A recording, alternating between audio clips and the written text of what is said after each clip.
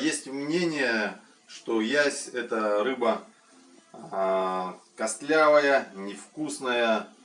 Мое мнение, что кто это говорит, просто не умеет его готовить. Что мы делаем? Чешую мы сняли. Берем ножницы и срезаем ребра. Одно ребро, реберная часть.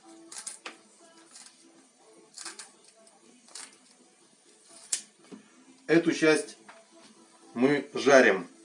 В язе она самая жирная. Да в любой рыбе она самая жирная часть. Это вот ребра. Здесь большие косточки. Кости вынимаем при жарке. Они как бы и все. Здесь чистое мясо.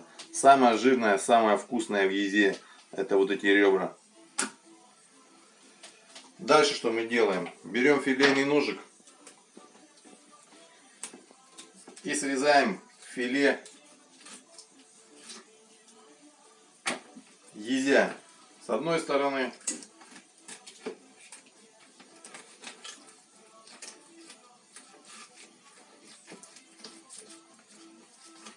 с другой стороны. Это у нас пойдет на котлеты. Котлеты 50 на 50 рыба плюс сало.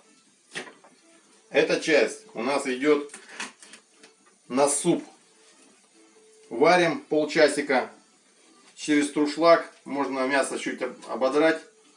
И будет обалденно уха. Без костей и без ничего. Все. Еще разок. Это ребра у нас получается мы жарим. Где маленькие кости филе, они через мясорубку пойдут у нас, их не будет. Это у нас котлеты, это у нас уха. Безотходный материал, ясь очень вкусная рыба. И давайте ее будем ценить и уважать. Приятного аппетита!